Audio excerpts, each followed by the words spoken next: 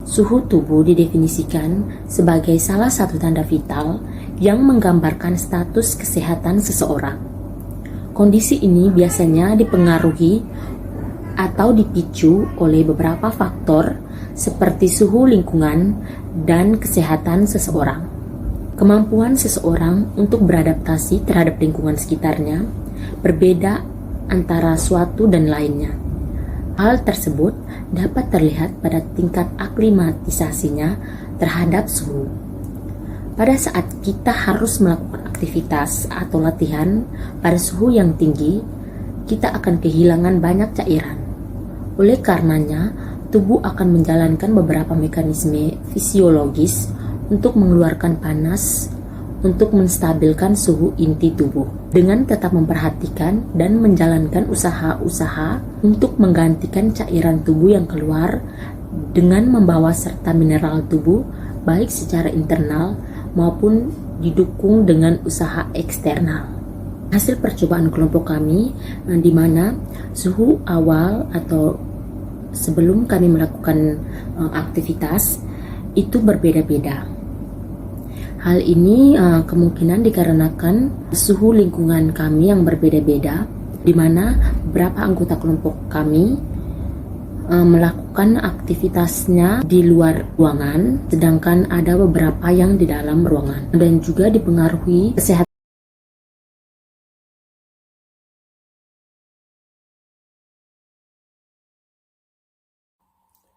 Baik, di sini saya akan menjelaskan mengenai mengapa denyut nadi berhubungan dengan homeostasis, di mana denyut nadi itu berhubungan dengan detak jantung dan juga sistem pembuluh darah.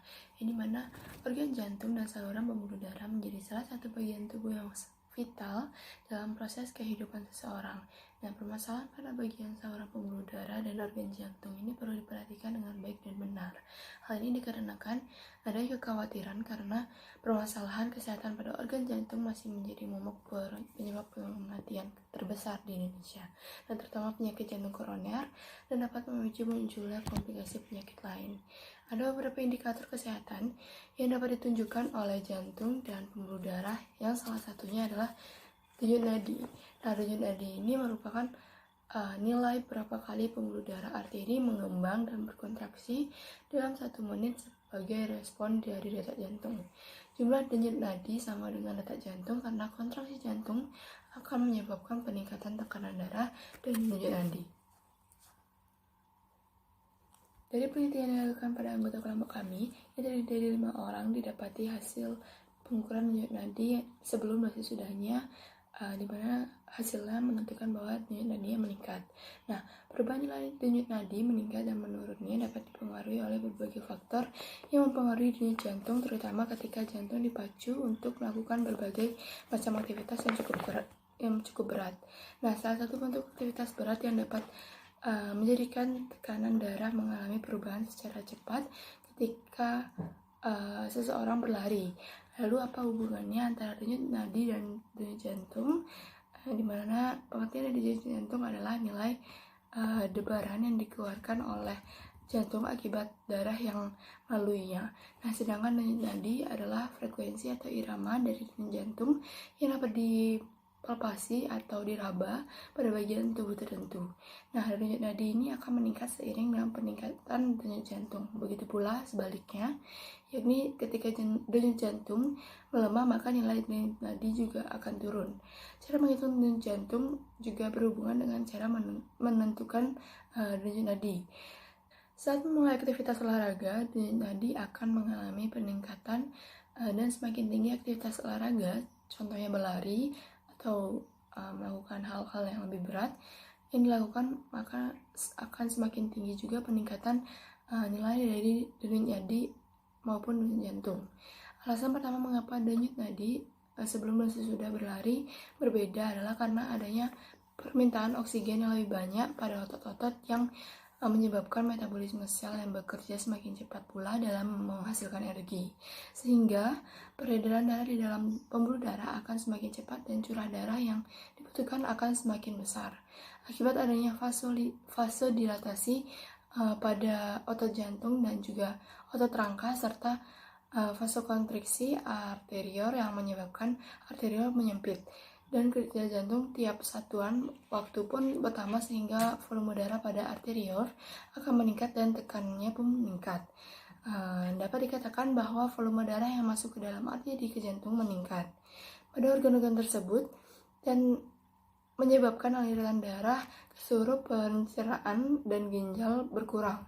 Nah, persentase darah yang dialirkan ke organ-organ tersebut untuk menunjang peningkatan aktivitas metabolik keduanya dan kerja jantung juga akan semakin cepat. Nah, penyebab lainnya selain dari aktivitas yang cukup berat, kondisi yang dapat menyebabkan denyut jantung maupun denyut nadi seseorang ini mengalami peningkatan pada saat berlari dan berolahraga atau melakukan aktivitas yang berat. Ada beberapa keadaan yang diduga juga memberikan pengaruh pada peningkatan denyut nadi tersebut.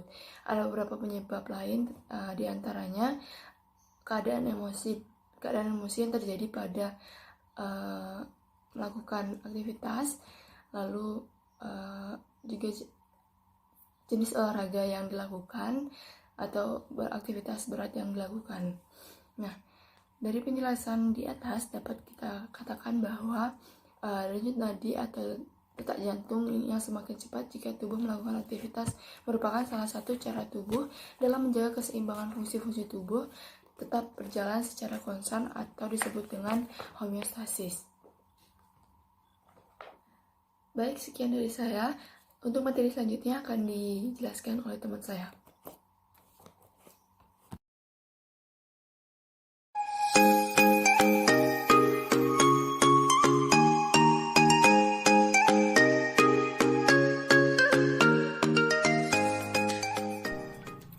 Baik, pertama-tama saya akan menjelaskan tentang sistem pernafasan atau respirasi.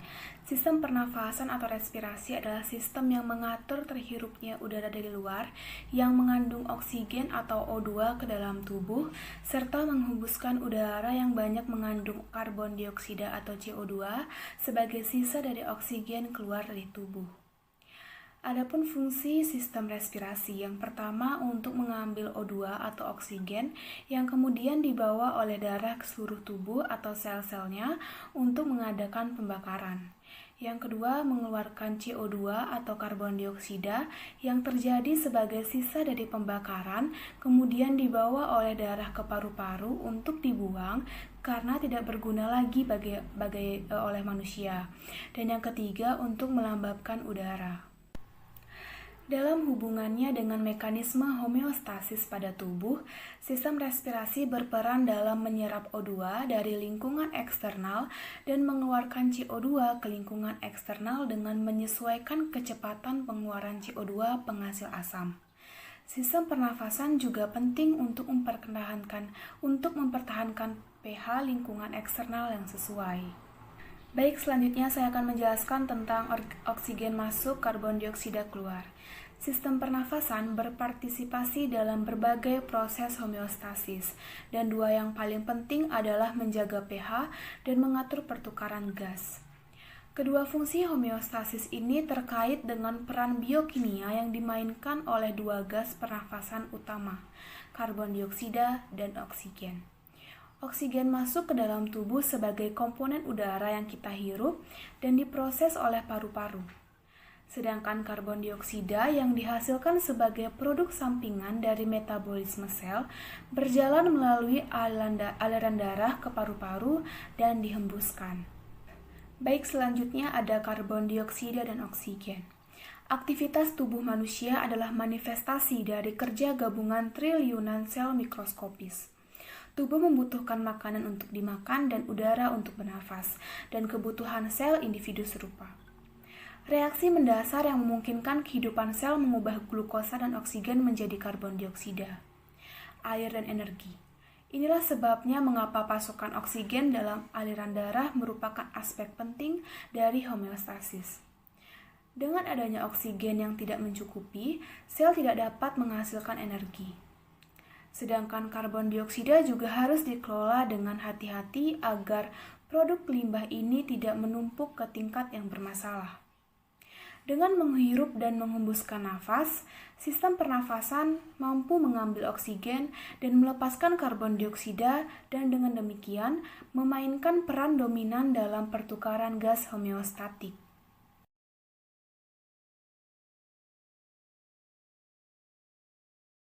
Baik, di sini saya akan menjelaskan tentang hubungan homeostatis dengan keringat.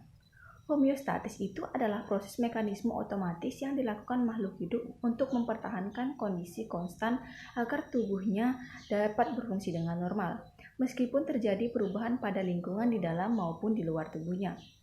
Ketika suhu panas, hipotalamus, otak akan menerima data sensor yang menunjukkan suhu tubuh melebihi kisaran normal dan merangsang sekelompokan sel otak untuk melakukan mekanisme pelepasan panas.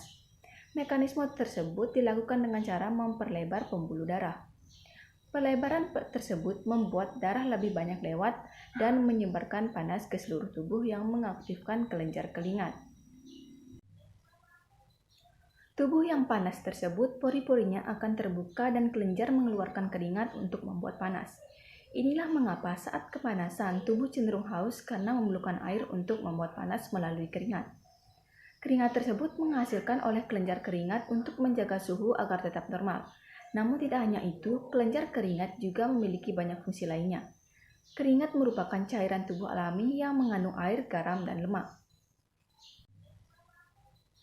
Tubuh yang panas tersebut, pori-porinya akan terbuka dan kelenjar mengeluarkan keringat untuk membuat panas. Inilah mengapa saat kepanasan, tubuh cenderung haus karena memerlukan air untuk membuat panas melalui keringat. Keringat tersebut menghasilkan oleh kelenjar keringat untuk menjaga suhu agar tetap normal. Namun tidak hanya itu, kelenjar keringat juga memiliki banyak fungsi lainnya. Keringat merupakan cairan tubuh alami yang mengandung air, garam, dan lemak. Tubuh yang panas baik dapat saya simpulkan hubungan antara homeostatis dengan keringat itu adalah tubuh mengeluarkan keringat dalam rangka mempertahankan suhu dalam tubuh agar tetap stabil.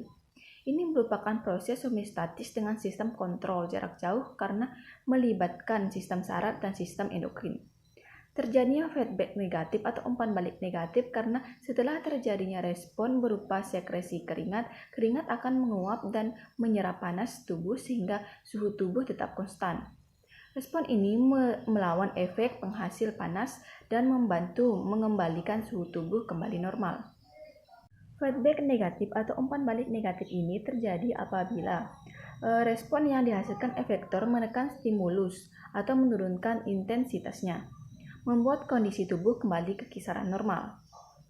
Sekian dari saya, terima kasih.